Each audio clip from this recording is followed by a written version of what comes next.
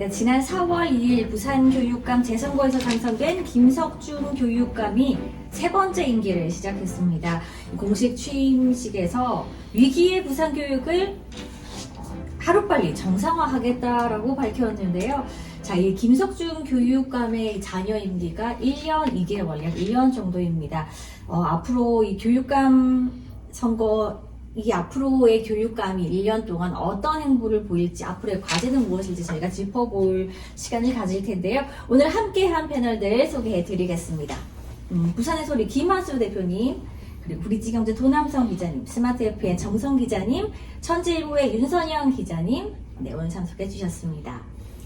네, 이 교육감 재선거 처음부터 말들이 많았습니다. 진보 성향에서는 두 후보가 나왔는데 한 분으로 이제 한 명의 후보로 압축이 되면서 한 명의 후보가 각축전을 한 명의 후보가 나왔고, 보수 진영에서는 사실 단일화가 되지를 못했어요.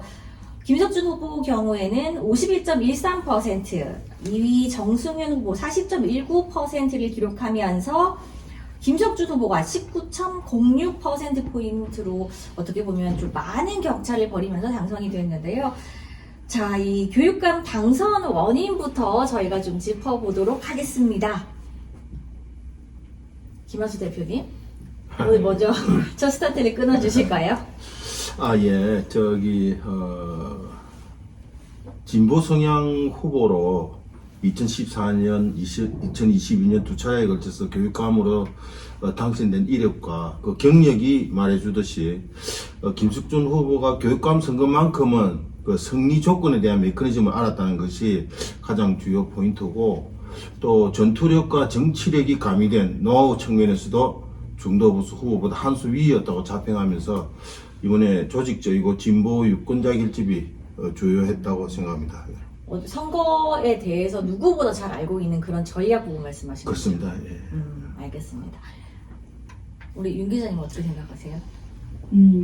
이번 교육감 재선거 같은 경우에는 아무래도 이제 그 1년 남짓 때는 이제 자녀 임기를 맡아줄 교육감을 뽑는 그런 선거가 되다 보니까 유권자들은 조금 안정을 조금 추구하지 않았나라는 그런 좀 분석을 좀 해볼 수가 있고요. 우선 이제 8년간 이제 교육감을 지내왔던 그런 인지도, 아무래도 이제 뭐 정승윤 후보나 최현우 후보에 비해서 높은 인지도가 바탕에 이제 됐었던 부분과, 그다음에 이제 차정희 전 부산대 이제 그 총장 네, 불출마 선언을 하고 이제 일찍 단일화를 이제 이루면서 아무래도 조금 정리가 빨리 되면서 이제 조금 말씀하셨던 우리 김하수 대표님의 얘기처럼 그렇게 좀 보수 결집을 좀 빨리 그렇게 좀 당기지 않았나, 그런 좀 분석을 좀 해보게 됩니다. 이 안정적인 부분에 대해서 전 교육감, 8년 동안 교육감을 했다라는 그 타이틀이 그냥 가장 큰 유권자들에게 메리트였다라고 분석이시죠? 네, 맞습니다. 근데 이 격차를 보면 사실 보수가 단일화가 되지 않았다고 하더라도 격차가 약 20%포인트라면 꽤 큰 차이거든요. 아무리 결집이 되지 않았다라고 하더라도 이렇게 김석준 후보가 50% 이상의 득표율을 보인 것, 그리고 반면에 사실 원래 재선거 같은 경우에 투표율이 25% 정도가 많이 나왔다. 보통 25%이긴 하지만 그것보다 현저히 좀 낮은 수준이거든요. 그 부분에 대한 분석을 좀 해주시겠어요? 도 기자님? 예. 그러니까 재보궐선거였잖아요. 그러니까 재선거나 이제 보궐선거 같은 경우에는 아무래도 관심도가 떨어지다 보니까 투표율이 굉장히 낮습니다. 이번 투표율이 얼마였죠? 이번에도 20%대였잖아요. 22%면은 이번에 25%를 넘길 것인가 말 것인가도 관건이었거든요. 네. 그래서 투표율이 25%가 넘어가게 되면은 그 보수 성향의 교육감 후보에게도 좀 희망이 있다라는 이야기가 분석이 있었고, 25% 미만일 경우에는 아무래도 조직 투표에서 밀리기 때문에 그 진보 진영의 후보가 이길 것이다라는 분석이 애초부터 있었습니다. 근데 그런 분석을 내놓고서도, 이거는 뭐 이런 분석을 하시는 분이 있을지 잘 모르겠지만, 사전 투표에 참여하지 않았던 부분이 이제 좀 약간 좀 미스가 아니었느냐. 그러니까 적극적으로, 그러니까 사전 투표가 없으면 모르겠는데 사전투표가 있으니까. 네. 예를 들면은 사전투표가 이틀 동안 하잖아요. 이틀 동안 진행되는 사전투표, 하루 동안 진행되는 본투표가 있다면, 어떤 진영은 3일 동안 나눠서 투표를 하고, 어떤 진영은 하루만 투표를 한다면, 누가 이기겠어요? 당연한 거 아닌가요? 당연히 진보 진영이 이길 수 있었던 것은 민주당과 진보 진영의 조직 투표가 3일 동안 이루어졌기 때문에 김석준이라는 사람이 당선이 된 것이고, 보수는 갈라진 것도 문제겠지만, 네. 3일 중에서 단 하루만 투표에 참여했던 게 가장 큰 패악이 아니었겠느냐, 이런 분석도 할 수 있을 것 같습니다. 네, 언론에서도 네. 많이 이제 그런 부분들이 나오더라고요. 일각에서 분석에 따르면 20%의 원래 낮은 투표율도 있기는 하지만 조직 부분에 대해서 이제 많이들 하세요. 그 22%밖에 안 되는 투표율에 거의 대부분은 이제 민주당 진보 쪽에서 결집을 한 부분을 여실히 보여줬다라는 분석인데 이제 그 부분과 예, 조금 더 이제 제가 이제 취재를 한 내용인데요. 3월 말쯤에 제가 각 캠프, 네. 새 후보의 캠프에서 여러 가지 이제 취재를 했던 내용에서 이게 차정인 후보가 원래 이제 친이재명이었기 때문에 친이재명이었기 때문에 민주당의 어떤 조직 투표가 차정인 후보에게 있을 수도 있는데, 일단 차정인 후보가 뭐 자진 사퇴를 하면서 사실상의 단일화를 김석준 후보가 이루긴 했지만, 다소 좀 불안했던 것이 사전 투표라든지 본 투표에 들어갔을 때 민주당과 진보 진영에서 투표를 할 것인가, 네. 이 부분에 대해서 좀 의문이 있었다고 하더라고요. 그래서 김석준 후보가 SOS를 뭐라고 해야 될까요? 전교조나 노조 네. 측에 민주노총에 적극적으로 좀 어필을 했다. 동료라고요? 투표 동료를 좀 했다라는 제가 그런 취재를 했었습니다.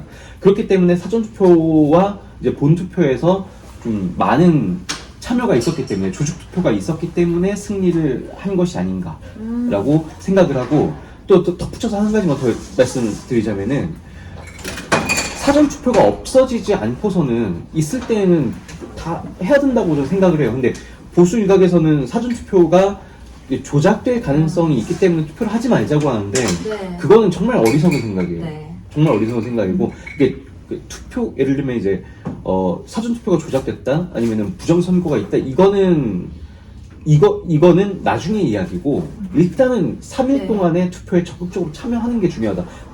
없앨 생각을 해야지 있는 거는 참여해야 된다고 맞아요. 생각해요. 네. 사실상 진보 진영에서 단일화라고 했지만 차 후보의 경우 어떤 변수가 있었을지 모르니 이런 사전 투표를 적극적으로 활용한 결과라고 분석을 했습니다.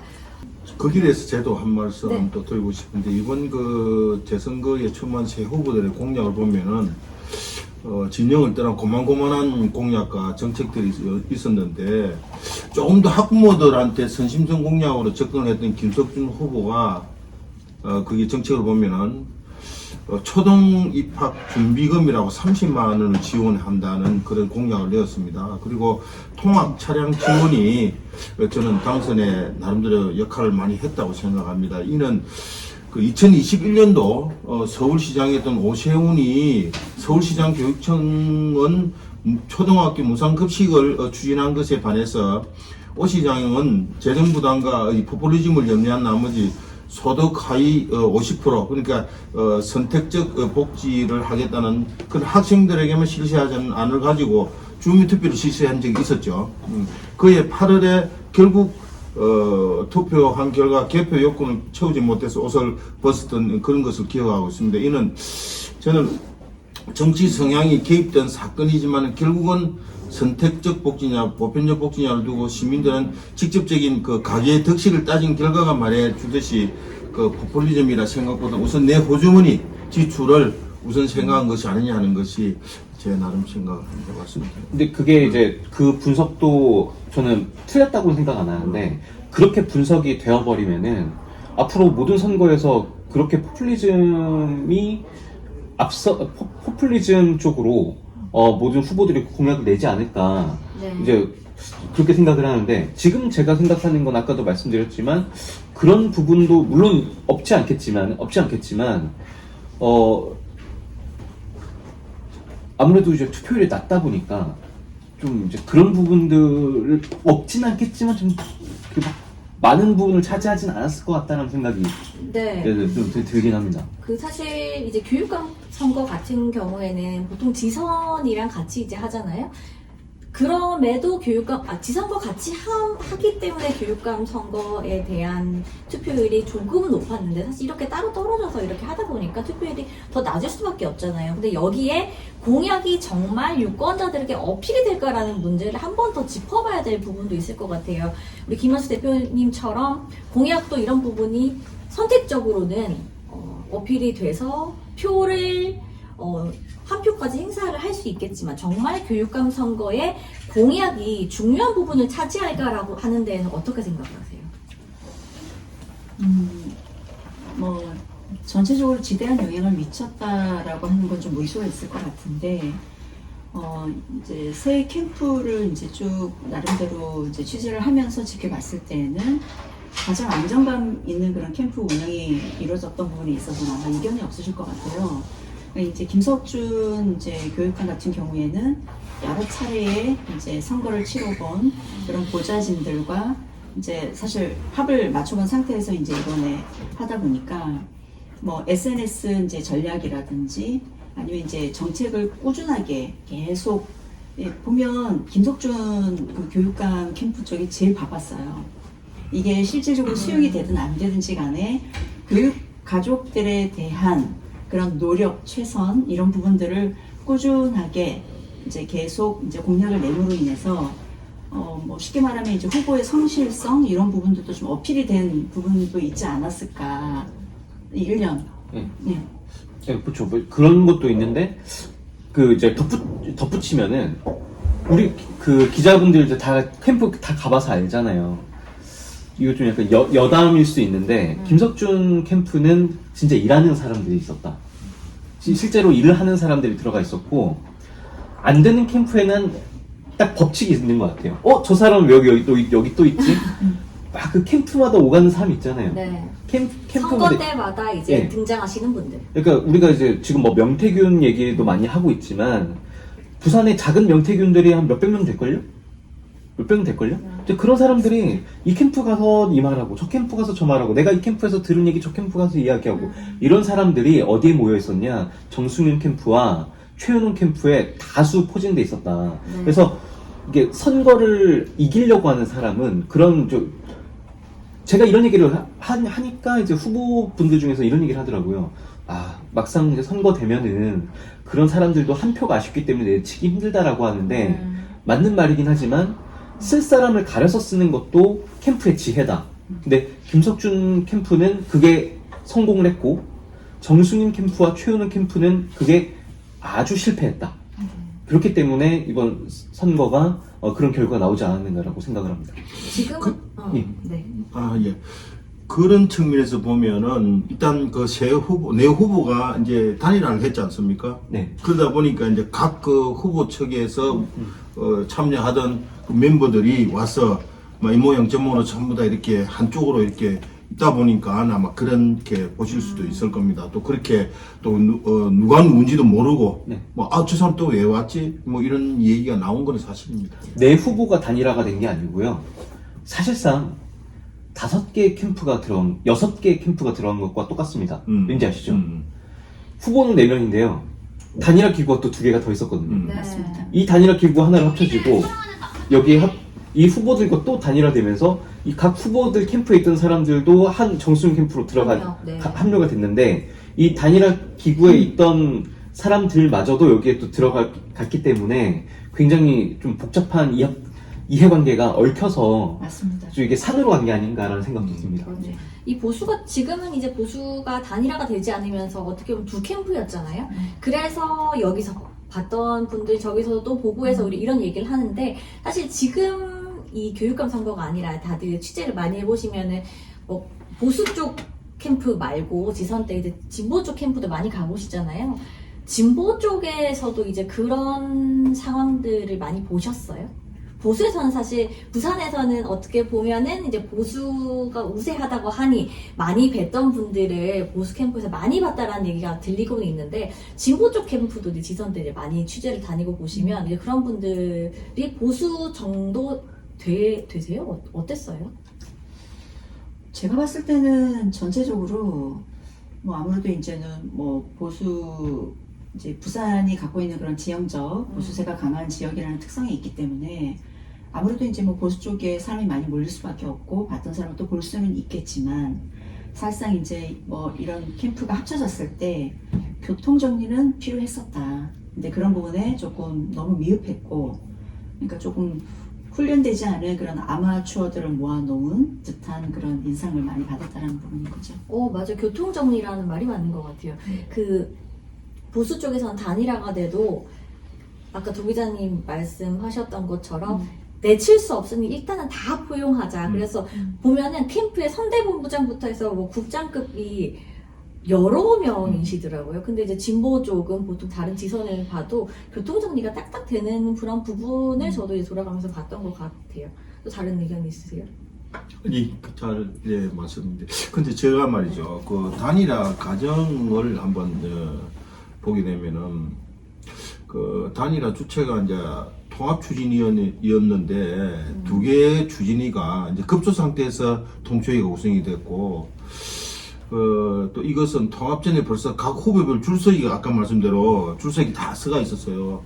그러다 보니까 통합 운영에 많은 애로사항이 생겼고, 또 그들이 염두에 둔 특정 후보들의 유불리를 따지다 보니까 실질적으로 마지막에 통합을 최윤호 후보가 하지 못했던 그런 어떤 부분을 생각한다면은 그 추진위의 구성원이 너무 이 자격이나 이런 부분에서 좀 무지하지 않았느냐 하는 생각이 사실 들었습니다. 네.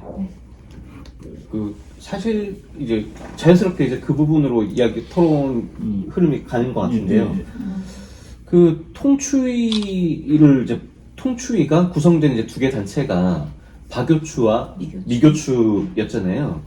근데 이제 이 내부에 있는 사람들의 어떤 뭐 전문성이라든지 이런 것들도 뭐 문제를 삼을 수 있겠지만 그 전제 조건으로 첫 전제 조건이 그 부분인 것 같아요. 그러니까 뭐라고 하죠? 그런 거 보고 권위가 없다. 그러니까 우리가 여기에 왜 박교추와 미교추가 왜 후보들의 보수 성향의 후보들을 단일화를 왜 그 사람들이 하려고 하는가? 명분. 명분, 그쵸. 명분이죠. 어떻게 보면 명분이고, 네. 또 누군가가 그 사람들한테 권위를 준 게 아니잖아요. 네. 근데 그 사람들이 하려고 했던 이유가 뭘까? 진짜로 진심으로 바른 교육감을 만들려고 했나? 진심으로 미래 교육감을 만들려고 한 것인가?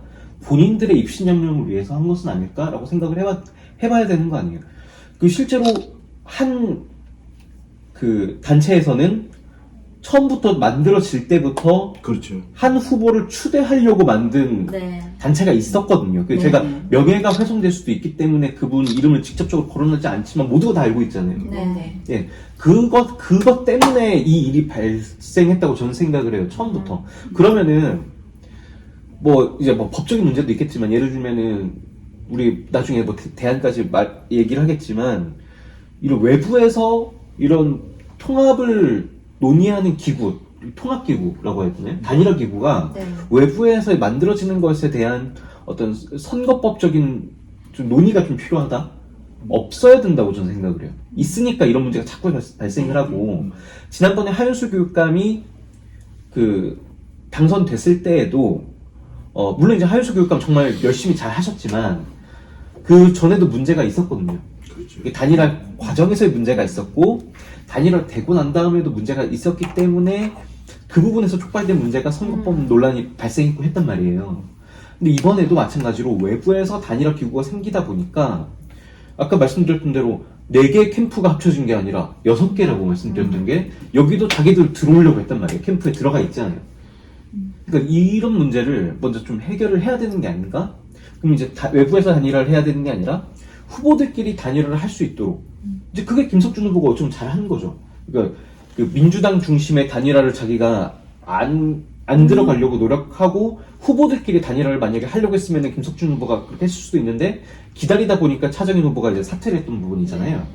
그래서 이런 교육감 선거가 앞으로 뭐 어떻게 될지는 잘 모르겠지만 지금 상황이라면 지금처럼 이제 진행이 되는 흐름이라면은 후보들끼리 단일화를 이루는 게 낫다. 어떻든 네. 그게 뭐 단일 기구를 가지고 외부에서 하게 되면은 이런 문제가 생기는 것 같다는 생각입니다. 네. 네. 자, 저희가 첫 번째 김석준 교육감의 당선 원인에 대해서 좀 분석을 해봤는데요.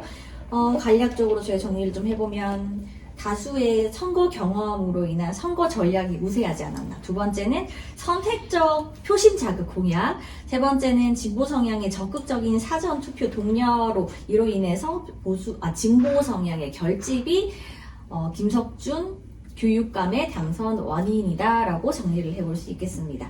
자, 이제 두 번째 진보 성향의 김석준 후보가 당선이 됐다면 이 보수 성향에서 이 분열이 된 후보들의 낙선 이유에 대해서 저희가 분석을 좀 해봐야 될 것 같아요. 윤 기자님부터 분석을 해주실까요? 단연 이제 그 단일화 실패가 사실은 이제 표를 분산시키는 어떤 그런 부분을 만들었고, 또 하나는 이게 이제 그 정승윤 이제 후보 같은 경우에는 이제 전하길 강사님이 또 이제 이렇게 또 집회에 같이 이렇게 뭐 협력을 했지만, 실질적으로 이제 그 윤 대통령 탄핵 집회 때 계속 등장을 했던 전하길 강사의 그런 출연으로 조금 효과는 없는 상태에서 조금 유권자 피로도를 조금 높인 부분도 다소 영향을 미치지 않았나. 뭐 그런 부분도 조금 분석을 해볼 수 있겠습니다. 사실 거의 정승윤 후보가 처음 딱 등장했을 때 원래 정승윤 후보의 후보군으로 거론이 되기는 했지만 윤석열 대통령의 탄핵이 나오면서 정승윤 후보가 확 등장을 막 불현듯이 했어요. 그때 이제 태극기부터 해서 보수에서 밀어주겠다라는 이야기도 많았고 언론 보도도 되게 많았거든요. 근데 이 부분이 쭉 이어졌으면 되는데 그게 표까지 이어졌나라는 부분도 생각을 해봐야 될 것 같아요. 그래요. 그래서 우선 그 표면상으로는 최윤웅 후보가 단일화 실패를 꼽을 수도 있습니다. 근데 좀 더 깊숙이 들여다보면은 정성윤 후보와 최윤웅 후보와의 득표수를 대도 사실상 수치상으로서는 이길 수가 없었습니다. 사실은 이 역대 가장 낮은 재보수의 투표율이었는데, 총 유권자가 287만 324표에 비해서 투표는 한 유권자들이 22.8%, 63만 400여 표가 참여를 했습니다. 그래서 김석준 후보가 51%, 33만 3,084표였고 정성윤 후보가 40.19%, 26만 1,856표, 최윤웅 후보가 8.66에 56,465표인데 이는 역대 최저 투표뿐만 아니라 사전 투표가 생긴 이후로 제일 낮았던 거예요. 근데 보수 유권자들이 사전 투표를 하면 안 된다는 것은 생각은 했는데 정작 투표수 나오지는 않았다는 얘기죠. 이거는 선거에 있어서는 웬만하면 연세가 드신 분들이 전유물이라 보는 경향인데 이번 교육감 선거가 갖는 중요성을 전혀 저는 인식하지 못했다고 보는 것이 원인이고, 그래서 이제 그들끼리만 한 선거로 전략되었고, 또 그 김석준 후보의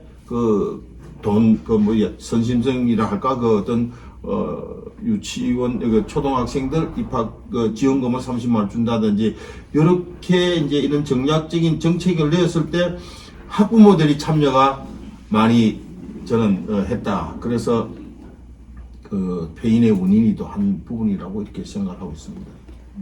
앞서 저희가 이제 당선 원인 하면서 진보의 결집을 이야기를 했잖아요. 교육감은 사실 당이 없어요. 네. 그런데도 저희가 보수 성향, 진보 성향 후보로 이렇게 등장을 시키는 거는 유권자들을 결집시키기 위한 거에 불과하다고 볼 수도 있거든요. 그렇죠. 그런데도 보수 성향이라고 내세웠지만도 보수에는 결집을 하지 못했다는 분석이 많고 그래서 투표율이 낮다. 그런데 이게 조금만 더 가보면은 교육감 선거에는 그렇게 관심도가 높지 않다는 것을 조금 더 들여다볼 수 있지 않겠나라는 생각을 하거든요. 지선 같은 경우에는 당연히 보수 정당, 진보 정당이 있으니까 1번, 2번 찍으면 되는데 교육감에서 낮아. 1번, 2번도 없어. 그러니까 보수는 교육감 선거에는 정말 관심이 없을 뿐더러 당을 위하고 이제 우리가 애당심, 이제 충성심이라고도 하는데 그게 정말 있나라는 것까지 분석을 하신 분들도 있어요. 정말 이런 결집이 있을까? 사실 진보 같은 경우는 1번, 2번 없어도 김석준이란 이름으로 갖고 갔을 거잖아요. 근데 보수는 누군지 몰라요. 이름도 모르고 누구 찍어야 되는지도 모르고 이런 부분에 대해서도 이제 일각에서 분석을 많이 하시는데 여기에 대해서는 어떻게 생각을 하세요? 우선 원래 이제 교육감 선거 같은 경우에는 이제 깜깜이 선거다 그래서 사실상 뭐 투표율이 조금 낮은 선거였죠. 근데 이제 이번 같은 경우에는 좀 특수한 상황이 발생을 하는 부분이 있어서 이제 윤 대통령이 이제 탄핵 찬반 논란으로 화제성이 이제 상대적으로 너무 떨어졌고 이제 관심도가 그쪽에 조금 집중되는 부분도 조금 낮은 투표율을 조금 그렇게 좀 영향을 미치지 않았나라는 그런 생각이 조금 들어요. 그래서 만약에 윤 대통령 이제 저희들도 이렇게 취재를 하면서 그런 부분을 조금 얘기를 했던 부분이 있었지 않습니까? 이제 과연 탄핵 선거가 언제 이루어지느냐, 이게 6월 달에 뭐 선거가 치러지느냐, 아니면 뭐 종전대로 이제 뭐 4월 달에 그냥 4월 2일 날 치러지느냐 가지고 우리 또 얘기를 좀 했었잖아요. 그런 부분도 좀 시기적으로 조금 영향을 조금 준 부분이 투표율을 조금 더 낮추는, 그래서 보수 쪽에서는 사실 투표율이 낮으면 이게 진보가 조금 불리할 거라고 조금 봤었는데 이번 조금 선거 결과는 좀 의외성이 좀 많았던 것 같아요. 근데 사실 탄핵 정국이라고 하면 보수가 더 결집했었어야 되지 않아요? 모순이지 그러니까요. 않을까요? 그러니까 이게 사전 투표가 문제가 좀 큰 것 같아요. 네. 어쨌든 사전 왜냐면은 투표가 제가 그때 현장에서 그 사전 투표함이 먼저 열릴 때 표수하고 본투표 표수하고 제가 확인을 해봤더니 본투표 표수에 이제 정승윤 후보와 그 최은웅 후보의 두 개 합산한 표와 김석준 후보의 표가 차이가 없었기도 없었거니와 오히려 더 많았거든요. 네. 정승윤 후보, 그러니까 최은웅 후보를 제외하고 정승윤 후보의 본투표 표수와 그 김석준 후보의 본투표 표수가 거의 같았어요. 거의 차이가 없었어요. 네. 그러니까 그 얘기는 무슨 말이냐면은 10% 차이, 그러니까 실질적으로 그러니까 결론적으로 김석준 후보가 51.1%로 당선됐고, 그 다음에 정승윤 후보가 40%로 떨어졌단 말이에요. 11% 내지 12% 차이였는데, 사전투표에서 갈렸어요. 사전투표가 마감될 때쯤에는 몇 %였냐면은, 김석준 후보가 한 60%쯤 됐었고, 정승윤 후보가 30%대였어요. 네. 그 말은 무슨 말이냐? 그러니까 사전투표에 참여한 사람의 60%가 김석준 후보를 찍는 사람들이었다는 거죠. 나머지 40%가 최은웅 후보와 정승윤 후보에게 갔다. 그 얘기는 뭐냐? 우리 부산에 보수 성향을 띠는 시민들이 그 비율은 아니란 말이에요. 그 비율이 아니잖아요. 맞습니다.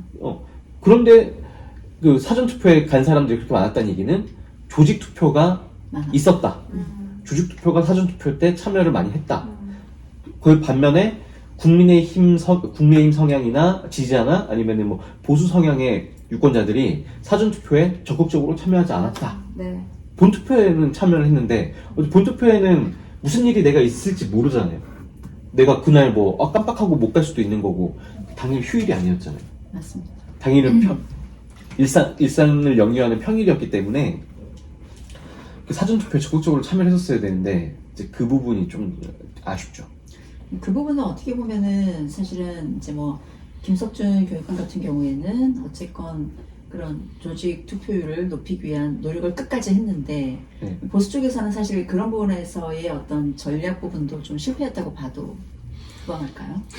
전략적인 실패도 있지만은 이거는 정당 공천제가 아니다 보니까 특히 국힘당에서는 아예 배제를 했고요. 또 저는 이 정성윤 후보의 어떤 패인의 한 가지를 또 이야기를 하자면은 그 전략적인 것이 상당히 좀 잘못됐다. 다시 말씀드리면은 너무 이 탄핵 정국에 너무 몰입되어서 메모리돼 있어요. 메모리되어서 본인의 정작 그 어떤 정책, 네. 교육 정책이나 이런 것들이 부재였고 그렇게 하면 성산이 있다고 몰고 간 것이 아마 좀 폐인의 원인도 하나 있었다고 생각을 하면서 조금 전에 말씀하신 이 공휴일이 아니었잖아요. 근데 어르신들이 투표장에 가면은 어느 날 갑자기 이 투표소가 장하던 투표소가 바뀌어버린 거예요. 우왕좌왕하고 그리고 또 잠깐 시간 내서 오는 그 어떤 이 유권자들이 못 찾고 돌아가는 그런 경향도 좀 하나의 요인도 좀 있었다고 생각합니다. 실제로 제 주변에서도 투표를 하신 분이 거의 없어요. 그럼요. 네, 거의 없더라고요. 근데 제 주변의 분들이 10명 중에 9분이 다 우파 성향이신데 10분 중에 저만 투표하고 9분이 투표를 안 하셨다면 말 다 한 거 아닌가요? 그러니까 아무도 관심이 없어서 투표를 하는지도 몰랐더라고요. 한 번은 모 후보와 이제 취재차 모 후보와 커피숍에서 커피를 마시면서 제가 이야기를 했어요. 아무도 관심이 없다 지금 교육감 선거에.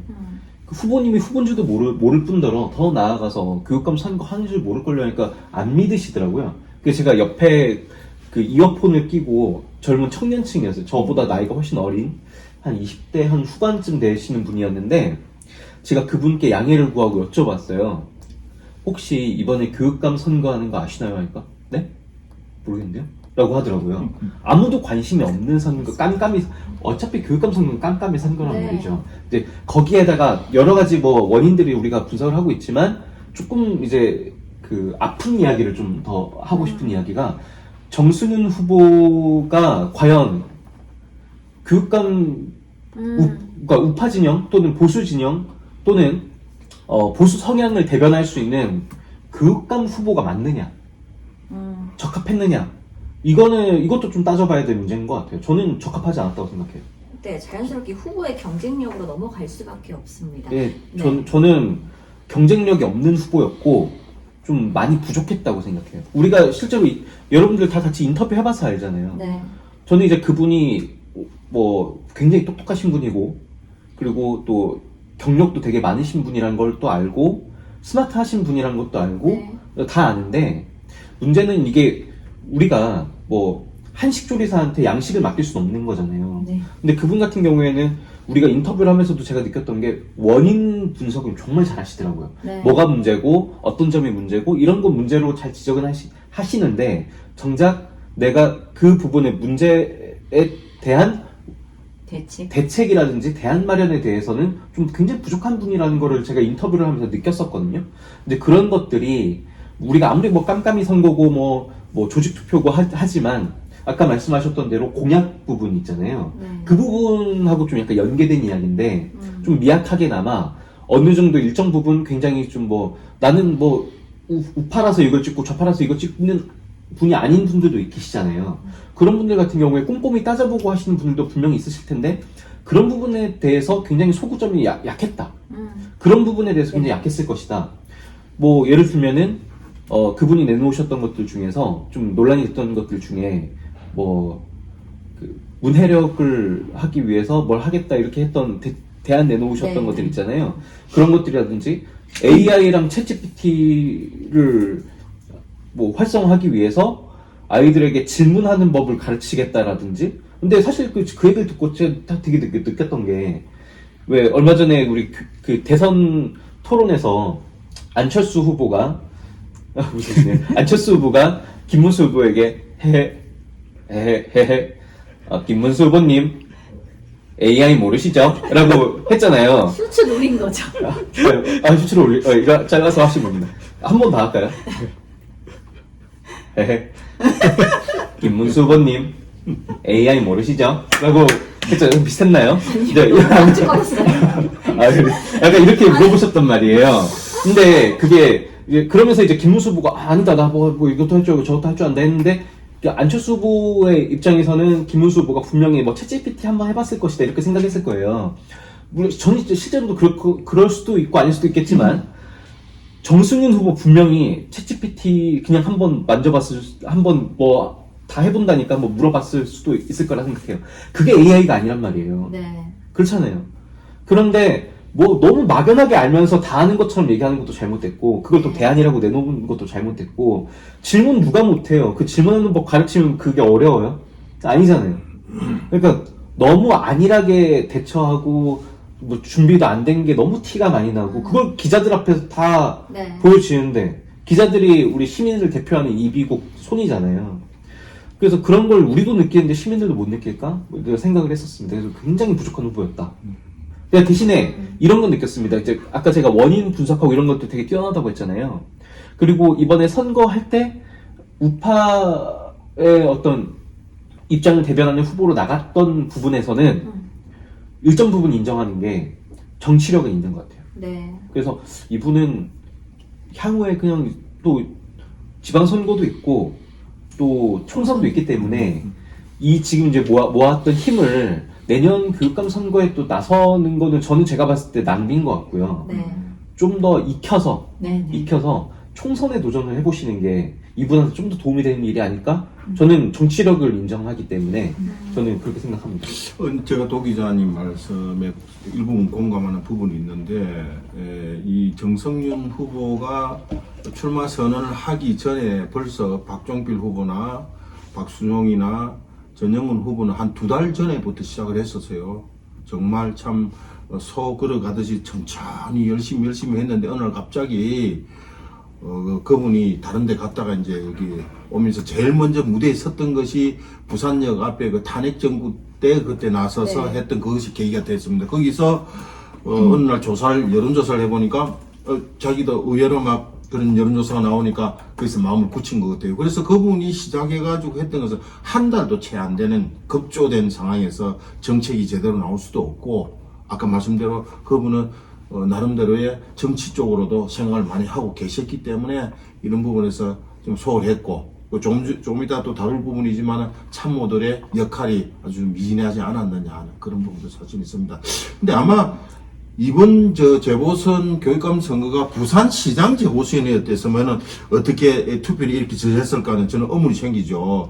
사실 부산시 행정의 수반이 시장이라면은 부산시 교육 수반은 교육감인데 말이죠. 그 인식 부정이 너무 크게 차지했다 하는 그러니까 생각이 정승윤 후보가 부산시장에 나갔으면 당선됐을 가능성도 높았을 거라고 저는 생각해요. 예, 그러니까 부산시장을 두고 김석준과 뭐 나오진 않겠지만 김석준, 정승윤 또 최영 후보가 있다 하더라도 정승윤 후보가 당선됐을 가능성이 저는 정치적인 문제로 얘기를 하자면 네. 분명히 가장 크다고 생각하는데 좀 약간 좀 전혀 다른 용도로 나오신 게 아닌가. 이제 좀 대변을 아까 제가 너무 깠기 때문에 조금만 더 대변할 수 있는 그분을 보실 수도 있잖아요. 네. 조금 더 대변하자면 그런 건 있었던 것 같아요. 이길 수 있는 후보를 찾다 보니까 정승윤 후보가 나왔던 것 같아요.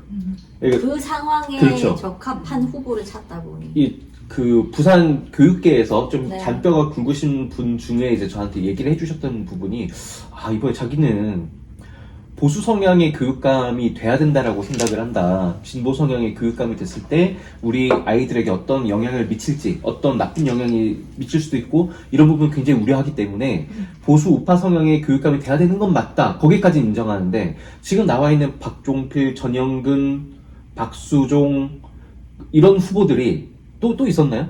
최현우. 최은호 후보 뒤에 나왔고 황 후보.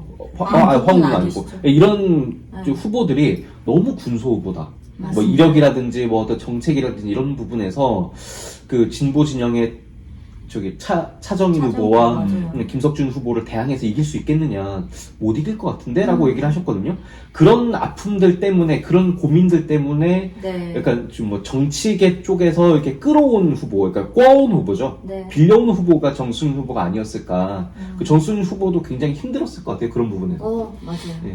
맞는 말씀이신 것 같아요. 어쨌든 싸워서 이겨야 되기는 한데 항상 그래서 김석준 진보 성향에서 김석준 후보 아니면 차정인 후보 단일화가 되지 않았을 경우에 김석준이 나오든 차정인 후보가 나오든 누가 나와도 보수 성향과 자꾸 이제 우리가 1대1로 대결을 시켜보잖아요. 저희끼리도 아무리 차정인 후보로 단일화가 된다고 하더라도 박수종 아니면 박종필 후보는 어떨까 하는데 타이틀에서 자꾸 사람들 유권자들이 하시는 얘기가 사실 공약 정책들을 얼만큼 보시는지는 모르겠지만 타이틀로 일단 비교를 하시는 부분이 1번이에요. 그러니까 그 부분에서 보수에서도 좀 고민이 깊지 않았을까라는 생각을 또 맞습니다. 해보기는 합니다. 자, 이제 취재를 가고 저희 인터뷰를 이제 각 캠프마다 후보들 다 했잖아요.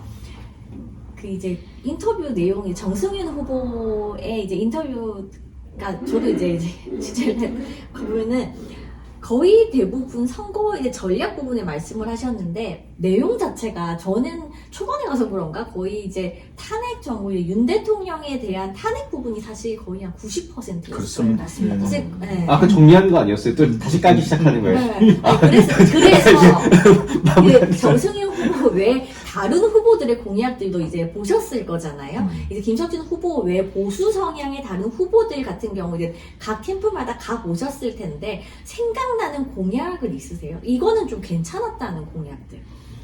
저는 거의 비슷비슷한. 제가 오기 전에 그분들 이제 그 정책안을 제가 좀 보고 왔는데 딱히 뭐 이쪽이 이런 거면 저쪽이 저런 어떤 비슷한 어떤 그런 정책안을 많이 가지고 있더라고요. 그래서 거기서 크게 저는 그럼 정책적으로도 공약 부분에서도 확 어필이 될 부분이 없었다는 부분은 저는 그렇게 생각을 하고 있는데요. 저는 좀 마음에 안 드는 게 있었어요. 어떤 부분? AI 교과서.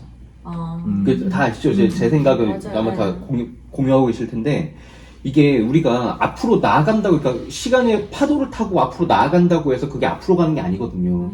말이 진보지, 전 퇴보라고 생각합니다. 왜? 네. 사람은 지금 점점 내 뇌의 기능을 외부에 자꾸 맡기려고 합니다. 내 뇌에 쌓아야 되는, 우리가 인류의, 사람의 뇌에 실제로 사용하는 게 몇 퍼센트 안 된다고 하잖아요. 근데 그것도 다 사용하지 않으면서 뇌 기능의 일부를 자꾸 외장하드라든지 이런 데 외부에다가 저장을 자꾸 하려고 하는 게 사람인 것 같더라고요. 그러니까 편함을 찾으려고 하니까.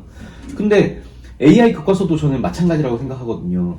그런데 김석준 후보와 이제 보수 진영의 후보의 차이가 어떤 면이 있었냐면은, 이제 보수 진영 후보들마다 만나는 후보들마다 제가 AI 교과서 부분 조금 우리가 우려를 해야 된다. 네. 물론 이제 윤석열 정부에서 의욕적으로 하고 있는 건 맞긴 맞지만, 과연 이게 우리 아이들한테 도움이 되는 정책인가에 대해서 의문은 표시할 수 있잖아요. 저는 아니라고 생각을 하기 때문에 그 부분에 대해서 우려를 표하고 있는데, 그런데 그 우파 후보들, 보수 진영 후보들은 그냥 별 생각이 없는 것 같아요. 첫 번째는 뭐냐면, 아니 그 이주호 장관이, 교육부 장관이 하니까 우리도 한다, 약간 이런 느낌이고, 또 두 번째는 좀 충격적이었어요. 한 후보는 이런 얘기도 하더라고요. 그 모 후보 누군지 아실 수도 있는데 이런 얘기를 했습니다. 아니 그거 안 하면 그 대기업들이 그렇게 큰 돈 들여서 개발했는데 우리가 안 하면 어떻게 되냐고 이 얘기를 하는데 너무 충격받아가지고, 저 사람, 방금 욕할 뻔했어. 저 사람은, 저 후보는 절대 돼서는 안 되겠다, 이런 생각을 했었거든요. 아무 생각 없으면 안 돼요. 왜냐면은 내가 당선되는 것도 중요하고 하지만 내가 당선이 안 되더라도 진지하게 고민해서 우리 아이들이 맞아요. 어떻게 교육을 받고 앞으로 어떤 사람이 될 것인가에 대한 고민을 해야 되는 게 맞아요. 네. 교육감 후보란 말이에요. 근데 그런 면에서 김석준 후보한테, 물론 이제 저랑 정치적인 성향이라든지 여러 면에서 다르지만 딱 그 부분은 저하고 좀 비슷했던 게, 김석준 후보한테 인터뷰에서 제가 물어봤었거든요. 그 공약집을 보다 보니까 AI와 관련된 이야기가 나왔는데 AI 교과서가 빠져 있는 거예요. 그래서 제가 얘기를 하니까 AI 교과서에 자기는 반대한다고. 그러니까 저랑 같은 취지의 말씀을 하시더라고요. 네. 그래서 저는 이제 그 부분이 딱 기억에 남고, 다른 부분들은 너무 좀 부족했다. 그리고 이제 김석준 후보가 조금 부족한 게, 그 교권 문제에 대해서는 그분이 조금 하실 말씀이 없잖아요. 근데 그분 비판할 부분들 중에 하나가 그 교권 훼손의 문제가 김석준 후보와 같은 어떤 전교조를 옹호한다든가 이런 학생 인권 조례 이런 데서 책임을 찾지 않고 학부모에게 좀 책임을 좀 전가하는 듯한 이런 것도 좀 있더라고요. 그래서 딱히 공약은 아니지만 그런 부분들이 조금 이제 후보들마다 명암이 좀 있지 않았는가라는 생각을 해봤습니다. AI 하니까 생각이 나는 게, 어제 보수 후보들, 이제 특정 후보들은 아니고 대다수 인터뷰했던 분들이 그러셨던 것 같아요. 저희가 이제 AI 하면서 이제 종이책, 독서 이런 부분을 항상 이제 거의 같이 질문을 보통 하잖아요. 별개의 문제로 생각을 해야 되는데 AI와 별개잖아요. 독서는 또 다른 문제고 한데, 보수 후보들 가운데 제가 이야기를 해본 후보들이 이게 별개가 아니라 상대적으로 AI 이제 이런 쪽으로 너무 많이 가시려고 하고 독서보다는 이제 트렌드에 맡겨야 된다는 말이 전 충격적이었어요. 이 트렌드가 이렇게 바뀌니까 우리는 이제 뭐 더 발달된 이런 트렌드에 맡겨야 된다라는 부분에 대해서 조금 더 고민을 더 많이 하시면 어떨까라는 저는 생각을 해보긴 했어요. 근데 저희가 이제 취재 가면서 캠프를 돌면 분위기를 보잖아요. 근데 저희 분위기 보면서 개개인적으로 생각을 기자분들이면 다 하실 거야. 이 캠프 분위기는 뭐 단합도 잘 되고 될 것 같다, 안 될 것 같다라는 분위기도 있는데 이번 교육감 선거 때 후보들 캠프 보면서 어떤 느낌이셨어요? 저는 그 진보 후보 쪽은 한 번도 간 적이 없습니다. 또 좀 체질도 안 맞고 그래서 제가 주로 이 정성유 후보 쪽에서 많이 이렇게 취재를 하다 보니까 느낀 것인데 비단 정성윤 후보뿐만 아니라 이번에 사실은 그 중도 보수 후보로 나왔던 그 세 분의 후보와 그 다음에 정성윤 후보 이 네 분은 김석준 후보보다 절대 떨어지지 않습니다. 도덕적이나 이런 면에서도 참 괜찮은 분들인데 이 상황이 되어가지고 그렇게 됐는데요. 근데 사실은 그 디테일한 부분까지 딱 들어가면 이래서 선거를 치러서 이기겠다는 발상에 저는 깜짝 놀랐습니다. 정말로. 그 예비 후보 시절에도. 네. 이게 캠프인지 아니면 무슨 동반장하는 어떤 캠프인지 정말 실망을 했어요. 근데 결국은 그 팀이 전부 다 이렇게 도중을 하차하는 그런 일이 생겼는데요.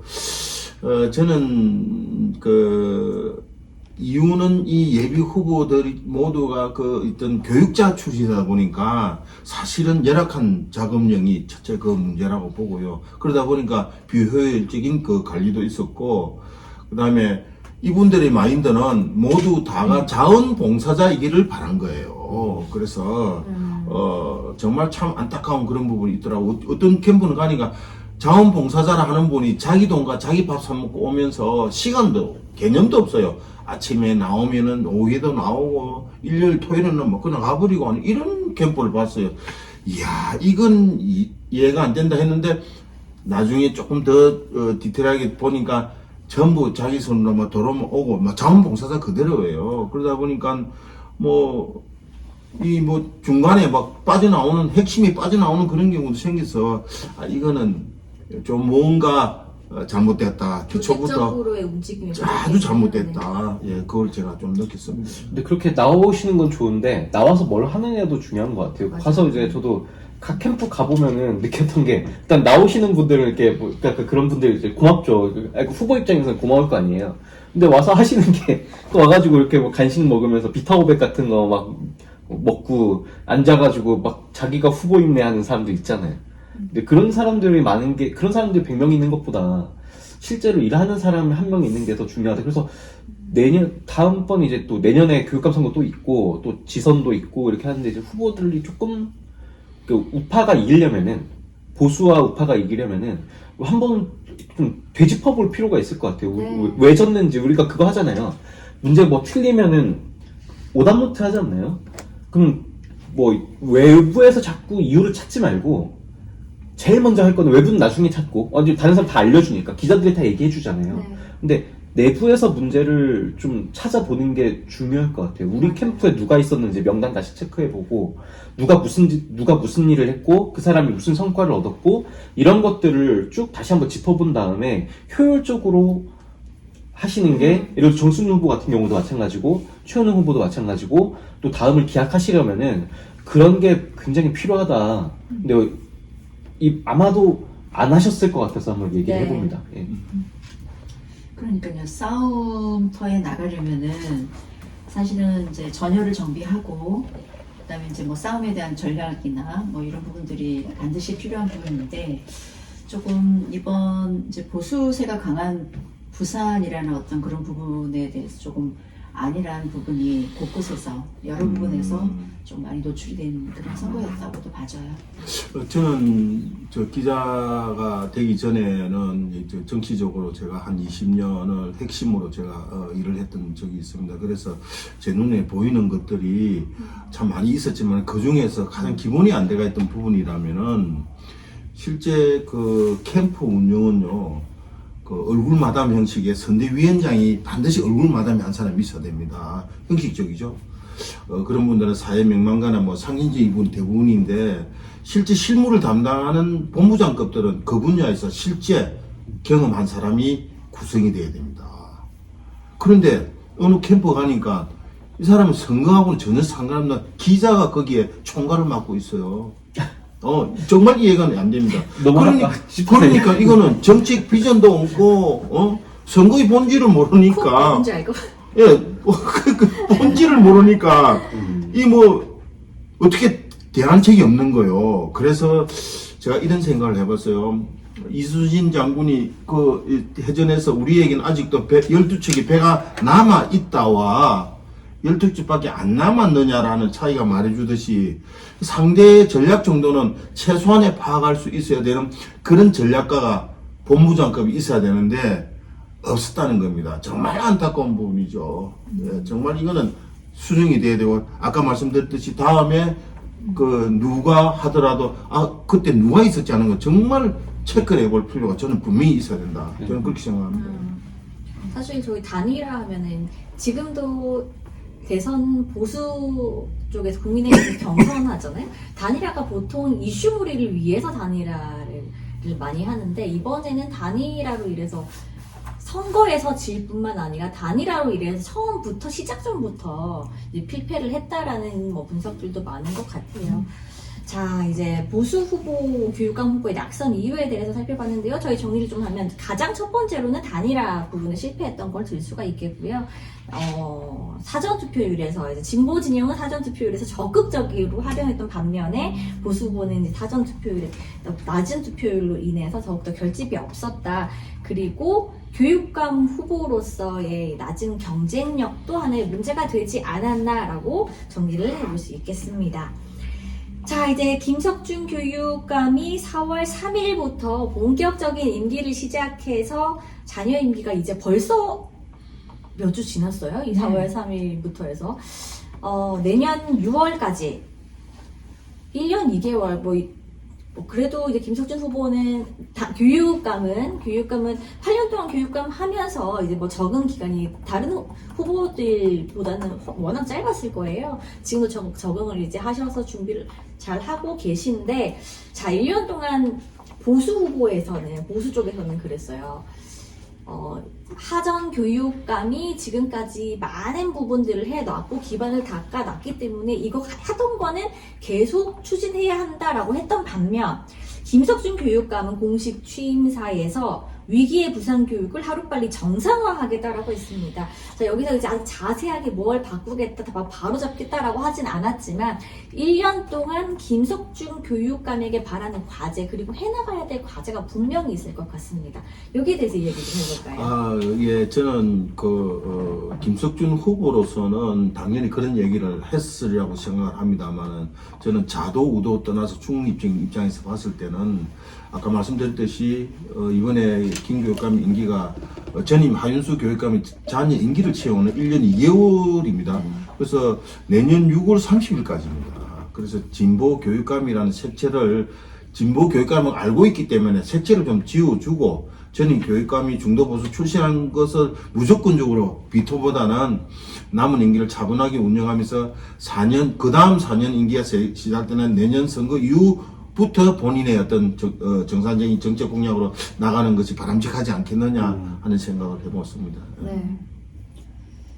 일리 있는 말씀이신 것 같아요. 저도 우선 뭐 김석준 교육감님이 가지고 있는 어떤 그런 색채, 이런 부분들은 우리가 이미 다 알고 있는 부분이기 때문에 그런 것에서 조금은 벗어나서 자녀 임기 동안 지금 전 국민이 지금 좌우로 지금 너무 분열이 되어서, 전체적으로 사실 부모가 분열이 돼 있고 이러면 전체적으로 우리가 정치 얘기를 할 때는 계속 그렇게 좌나 우로만 그런 따지는 그런 분열된 분위기에서 한 걸음 더 나아가지 못하면 이게 또 교육 정책을 담당하고 있는 수장으로서는 또 한계점을 만날 것 같고요.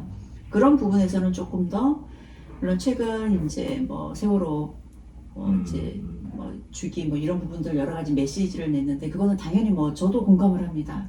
너무나 가슴 아픈 사건이었기 때문에 근데 이제 그런 부분과 함께 조금 좌우 아닌 그런 예전에 어떤 그런 정책들이나 이런 부분들에 대해서 이제 조금 더 좀 시야를 좀 넓혀서 조금 보수를 좀 지지하는 그런 교육 가족들에게도 뭔가 이제 이런 김석준 교육감 아래에서 뭔가 펼쳐질 정책에 대한 기대감을 좀 가질 수 있는 그런 조금 뭐 모습도 좀 우리 좀 보면 좋을 것 같다. 공감합니다. 두 분께서 너무 좋은 말씀 해주셔가지고 저도 이제 공감하는데 좀 덧붙이면은 왜 뭐라고 하죠? 위너 테이크스 올이라고 해야 되나요? 그러니까 이긴 사람 마음대로 다 하잖아요. 네. 그러니까 김석준 후보가 무슨 짓을 해도 우리는 할 말이 없어요. 그렇잖아요. 지금 그게 뼈아픈 일인 것 같아요. 아까 말씀하셨던 대로 1년 동안 1년이라는 임기 동안에 제발 그냥 가만히 있었으면 좋겠다라는 건 우리 바람인데 그렇잖아요. 뭐 늘봄 정책이라든지 아니면 아침 체인지라든지 한윤수 교육감이 좀 되게 뭐 보수 성향의 우파 교육감이었다고 하지만 굉장히 진보적으로 했단 말이에요. 맞아요. 네. 뭐 좌파보다 더 좌파였다. 뭐 이런 얘기가 나올 정도로 굉장히 혁신적인 정책을 했는데 그거를 나랑 구원이 있다고 해서 그런 것들을 그냥 다 일거에 없애버리고 딱 끊어버리고 다시 뭔가 새로 시작하기에는 1년이라는 시간이 너무 짧고 너무 건방진 생각이죠. 4년이라는 시간이 앞으로 더 남아있는 다음 임기도 또 있는데, 그러니까 선거를 한 번 더 치러야 되는데, 1년 뒤에는. 근데 지금 막 다 바꾸는 거는 조금 우려되고, 뭐, 아무리 위너테이크스 올이라지만, 1년 정도는 본인이 말씀하신 대로 위기의 부산교육을 뭐 정상화시킨다고 하는데, 그 정상화가 뭔가를 하는 정상화가 아니라, 아무것도 안 하는 정상화였으면 좋겠다. 아무것도 안 하고, 관리형 교육감이어야, 1년 동안 본인이 좋은 뭐라고 해야 될까요? 좋은 평가를 받을 수 있을 것 같아요. 뭔가를 하게 되면은 또 문제가 생깁니다. 문제 생기고 또 김석준 교육감이 이제 뭐 법적으로 따져봐야 되죠. 다음 선거 때 또 나갈 수 있는지 없는지는 법적으로 따져봐야 되는 문제지만 김석준 교육감 입장에서 제가 이제 생각을 해봤을 때 다음 선거 또 나가시려면은 지금 뭔가를 해서는 안 되고요. 지금은 파악을 하고 관리를 해야 되는 상황이고 뭐가 문제인지 외부에서 봤을 때와 내부에 가서 봤을 때 어떤 게 문제인지는 가봐야지 아는 거잖아요. 그 1년 동안 관리를 쭉 하시면서 뭐가 문제인지 체크를 하시고 다음 선거 때 또 제대로 또 나오시면은 또 좋은 평가를 받으실 수 있기 때문에 지금은 조금 이렇게 너무 과격하게는 안 했으면 좋겠다라는 생각입니다. 네. 네. 자, 이제 1년, 벌써 이제 많은 시간이 지나고 이제 1년 후면 다시 또 지선과 이제 맞물려서 교육감 같이 선거를 또 하잖아요. 사실 이제 지선 때 되면은 시장 후보와 교육감 후보가 거의 러닝메이트 같이 다녀요. 그렇게 되는 분위기 속에서의 교육감 선거가 내년에 이루어질 텐데, 어떻게 보면 이제 6개월? 말이 지금 자녀 임기가 1년 1, 2개월이지, 아까 도 기자님 말씀하셨다시피, 관리만 할 수 있는 기간이 6개월? 최장 한 8개월 정도 되면은 그 이후 선거를 사실 준비를 후보들이 이제 하실 타이밍이잖아요. 이제 자, 그 이후에 지선에서 김석준 교육감이 뭐 다음번에 다시 할 수 있을지는 모르겠으나 다음 지선에서 이제 분명히 어떻게 향후 과제들이 있을 거예요. 이제 후보들이 어떤 부분을 더 보완해서 나와야 한다든지 이런 보완들이 있는데 다음 지선 때는 이제 어떻게 조금 될 것 같고 지금 이 말씀했던 이 관리, 아무것도 없는 색채를 좀 뺀 이런 관리에서 어떻게 조금 더 나아갔으면 하는 부분이 있을 것 같아요. 어떻게? 예, 벌써 선거가 끝났지만 시작입니다. 네. 제가 만났던 이제 낙선이 되고 난 그 다음에 후보들을 그때 이제 단일화에 떨어졌던 분이든지 보니까 하나같이 얼굴이 어두운 표정이 아니었습니다. 다 얼굴들이 밝았습니다. 그래서 제가 물어봤습니다. 아니, 지금 어떻게 지내십니까? 하고 물어보니까, 예, 잘 지냅니다. 하고 웃으면서 그러시더라고요. 이게 뭐지? 하고 저는 나름대로 생각해보니까, 선거가 곧 지금 돌아서서 선거가 있으니까 거기 준비를 하는 뭔가 자신을 가지고 있는 느낌이 들었습니다. 그래서 아까 우리 사회자님께서 좋은 말씀하셨는데 기자가 바라는 제가 바라는 어떤 교육감 선거만큼은 내년부터는 그 지방선거에서 자치단체장과 그러니까 장인 그 시장과 러닝메이트를 해서 당선되도록 하는 그런 제도가 반드시 바뀌어져야 된다고 생각을 하고요. 1년 2개월 교육감 재보선을 치르면서 국가 세금으로 엄청난 지금 막대한 돈이 지금 들어갔습니다. 심지어는 10%를 받지 못한 분은요, 엄청난 지금 데미지를 또 입고 있을 겁니다. 그래서 앞으로 그런 어떤 제도를 통해서 그 재보선이라는 상황이 생기더라도 또 나름대로 공정한 전문 분야의 교육자를 통해서 공개 방식을 통해서 투명하게 임명하면 되니까 굳이 교육감 선거를 이렇게 돈 들여서 해야 될 필요가 있을까? 저는 솔직히 바람이지 이번에 좀 법을 좀 바꿨으면 좋겠습니다. 러닝메이트로 가는 아, 예. 거죠.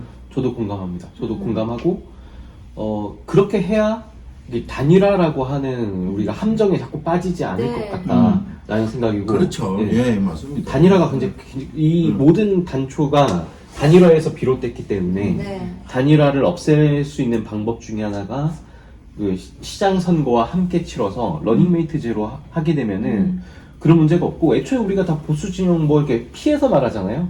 그냥 그렇게 어차피 김석준 후보 민주당, 정승훈 후보 국민의힘 뭐 이렇게 생각하면 편하잖아요. 그래서 어차피 다 이걸 다 아는데 교육에는 정치가 없다라는 그 명분 때문에 이거를 막 우리가 피해서 하는 것도 좀 잘못된 것 같고, 그래서 그 러닝메이트제로 하게 되면은 이런 문제에서 좀 자유로워질 수가 있겠다라는 생각과 함께 다음에 나서시는 분은 어떤 뭐 정치적인 성향은 본인이 있다 하더라도 자신의 어떤 정치적인 목적을 위해서 아이들을 희생시키지 않는 후보였으면 좋겠다라고 맞아요. 생각합니다. 예를 들면은 또 하연수 교육감 못 나오시죠? 못 나오시겠죠? 지금 상황으로는 그렇죠. 그렇죠. 네. 어게인 윤 얘기하는 것처럼 어게인 하였으면 좋겠지만, 저는 이제 하연수 교육감이 좋았던 게 이제 그런 부분들이 좀 좋았거든요. 그래서 못 나오시니까 이제 이런 분이었으면 좋겠어요. 이번에 김석준 교육감이 당선되자마자 했던 모습 중에 하나가 그 헌법재판소의 선고를 보라, 아이들에게. 네. 과연 아이들한테 이게 어떤 도움이 될 것인가. 그죠?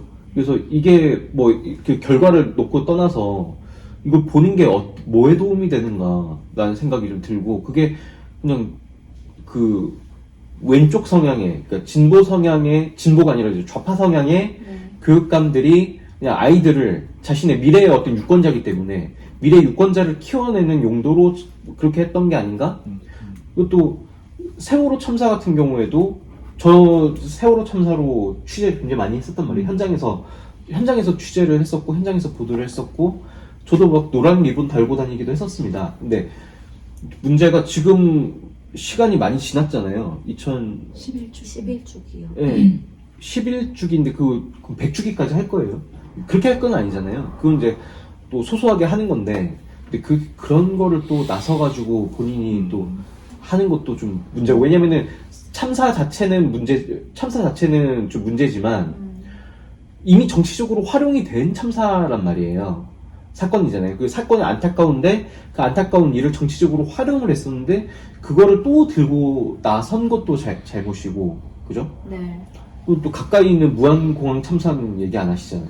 맞아요. 그리고 아까 말씀하셨던 색채와 관련이 있죠. 색채를 좀 네. 줄이고 좀 희석시켜서 좀 교육감 활동을 하시면 좋겠는데, 그 색채를 다시 오시자마자 드러내는, 어떻게 보면은 좀 행동이지 않으셨나. 네, 그래서 1년 동안은 관리만 하셨으면 좋겠다. 그렇죠. 네. 그건 이 교육감에게 경험, 좋죠. 경험이 있으시니까 잘하실 것 같아요. 관리 잘하실 것 정치력도 같아요. 있으세요. 예, 예. 보면은. 네. 맞아요. 아무래도 뭐 그 8년 경력 어디 안 가지 않습니까? 역시 또 이 짬이 또 있으시기 때문에 잘 하실 걸로 저도 믿어 의심치 않아요. 근데 여러 부분으로 사회가 혼란스러운 상황에서 이제 교육이라도 좀 안정이 되면 좋겠다라는 바람입니다. 네, 우리 이제 내년 지선 추 이제 얼마 남지 않았습니다. 1년 2개월 후면 치러질 내년 지선의 과제까지 이야기를 해봤는데요. 근데 이제 내년이 아닌 앞으로의 지선 때는 이제 시장과 교육감이 러닝메이트제로 한 부분이 어떻겠냐, 도입까지 저희가 한번 그것도 계속 이제 저희가 계속 요구를 할 수 있잖아요. 저희 목소리도 앞으로 내면서 이런 부분에 대해서도 이런 형성에 도움이 됐으면 하는 바람입니다. 이번에 교육감 바뀌고서 느끼신 부분들이 이제 많잖아요. 이 교육에 대해서, 이 교육감, 원하는 교육감의 상에 대해서 이제 많은 부분을 말씀을 해주셨는데, 저희가 중도가 아니고 보수 진보가 없다라고 하지만 딱 이런 사람이 돼야겠다는 이런 모델을 하나 꼽아주실 수 있으세요? 조건들. 저는 이제 한 개인의 삶에서 이제 조금 똑같다고 생각을 하는데, 우리가 다름을 인정하는 사회 분위기가 좀 필요한 것 같아요. 좌도 좋고 우도 좋고, 근데 항상 또 자가 나쁜 것만도 아니고 항상 우가 옳았던 것만도 아니었잖아요. 그래서 서로의 다름을 인정하고 뭔가 조금 화합할 수 있는 그런 분위기도 조금 만들어지면서 때로는 정쟁도 있는 거고 하는 건데, 지금은 너무 극단적으로 이제 이렇게 흘러가는 부분이 이제 선거를 치를 때마다 저도 많이 느끼는 부분이거든요. 그래서 조금은 우리가 좀 성숙된 그런 분위기 속에서 조금 이런 어떤 교육 시스템은, 저도 자녀가 있고 부모의 입장이지만 교육이 참 쉽지가 않아요. 근데 하나 저는 이제 아이들한테 내가 얘기하는 건, 엄마도 실수를 많이 한다. 그래서 이제 아이들한테 얘기하는 게, 엄마는 완벽한 사람이 엄마가 되는 게 아니다. 나도 너희들한테 실수할 수 있고 하니까 이런 부분에 있어서 잘못된 부분은 언제라도 얘기해주면 엄마도 고칠게. 이런 식의 이제 대화를 할 때가 있거든요. 저도 아이들이 너무 미울 때도 있어요. 근데 어쨌든 요즘 자라는 그런 MZ 세대들의 고충이나 애환을 생각을 하면, 저희 때는 그래도 낭만도 있었고 되게 정서적으로 풍요로웠는데 요즘 친구들이 너무 조금 안 됐다 이런 생각도 들 때가 있거든요. 너무 이런 각박하고 건조한 세상에서 방치된 건 아닌가 이런 우려가 되는 부분도 있어요. 그래서 좀 앞으로 이제 교육자가 되거나 교육감이 되겠다라고 마음을 먹은 분들은 좀 세상이 좀 따뜻해질 수 있도록 그런 부분에 있어서 좀 더 많이 관심을 조금 가졌으면 좋겠다. 그런 정책이나 그런 비전들 많이 갖고 계셨으면 좋겠다라는 생각입니다. 저는 그런 교육감 상이 이런 사람이 되어야 된다 하는 그것보다는 이런 사람은 돼서는 안 된다는 게 제가 정말 말씀을 드리고 싶어요. 이번 부산시 교육감 재보선에서 느낀 저의 관점은, 정치적 지도자나 교육감을 선택하는 것은 나와 우리 뜻을 전달하는 그 대변자들을 선택하는 소중한 주권이라고 생각합니다. 이런 지도자를 선택하는 일에 최소한 자격 미달이 되는 후보나, 즉 정가를 가졌다든지 성추행 어떤 그런 행위가 있었다든지 사회 지탄을 받는 후보를 선택하는 것은 우리가 좀 더 신중을 기해서야 된다고 생각을 합니다. 이게 무관심으로 바뀌면요, 전과자가 성추행범들이 사회적으로 문제투성이 될 무대가 되고 맙니다. 우리 첨단과학 AI 시대를 살아가는 현대인이라면 최소한 GPT에 물어봐서라도 옳고 그름을 판단하는 그런 선택이 저는 필요하다고 생각합니다. 네. 옳은 말씀이십니다. 교육감도 AI로 하면 안 되겠습니까? 나쁘지 않은. 농담인데, 근데 한편으로는 이렇게 실외 영합해가지고 막 AI가 어떻고 챗GPT 그런 사람들 안 해봤을 거라고 생각해요. 모르면서 막 얘기를 막 합니다. 저 교육감 후보들 같은 경우에 AI 교과서 하면 뭐가 좋고, 애들한테 이 종이책이 아니라 태블릿 PC 나눠주고, 이게 자신의 자녀가 초등학교, 중학교를 다니고 있는 학부모라면 그런 결정 저는 절대 못할 거라고 저는 생각합니다. 너무 시류에 영합해가지고 맨 앞에 가서 앞잡이 노릇을 하는, 시류에 앞잡이 노릇을 하는 사람이 자꾸 교육감을 하려고 한다. 네. 저는 정반대여야 돼요, 생각해요. 오히려 돌아가서 우리 아이들한테 진짜로 필요한 게 뭘까? 아까 따뜻함을 말씀하셨잖아요. 저는 그게 따뜻함이라고 생각해요. 오히려 우리가 돌이켜보고 내가 학교 다닐 때 내가 어떻게 공부했지? 내가 뭐가 필요했지? 라고 본인 스스로 생각을 해봐야 되는데, 네. 뭐가 어떻고 하니까, 과학이 발달하고 이렇게 하니까 자기가 더 멀리 가려고 그래요. 옛날에 그 박형준 시장이 말도 안 되는 하이퍼루프 얘기했었잖아요. 지금 개발한다고 하는데, 앞으로 저는 2050년이 돼도 그거 안 될걸요? 그거는 사기꾼들이에요, 그런 얘기 하는 사람들. 제가 예전에 박형준 시장 보좌진한테 그 얘기 한 적 있거든요. 박형준 시장 주변에는 사기꾼들이 굉장히 많은 것 같다 라고 얘기를 하니까 뜨끔해 하더라고요. 여러 가지 일들 많잖아요. 근데 그거랑 비슷한 것 같아요. 시류에 너무 앞서가가지고 앞잡이 노릇을 하는 사람들이 이런 거 막 나눠주면서 아이들한테 자꾸 실험을 하려고 하는 거야. 우리 아이들한테 진짜로 필요한 게 뭘까라고 고민하는 학부모의 마음이었으면 좋겠다. 근데 그 학부모가 우리 아이한테는 뭘 해줘야 되고, 우리 아이가 서울대를 보내야 된다. 우리 아이들이 다 카이스트 가야 된다. 물론 좋지만, 그런 학부모의 마음이 아니라, 진짜 내 아이의 점심과 저녁 도시락을 싸주는 엄마의 마음 있잖아요. 그런 마음에, 학부모의 마음을 가진 교육감이 나서야지, 아까 말씀하신 대로, 이런 사람 안 된다는 거 있다고 하셨잖아요. 그렇게 너무 시류에 앞서서 자꾸 뭔가 하려고 하는, 잘 알지도 못하면서.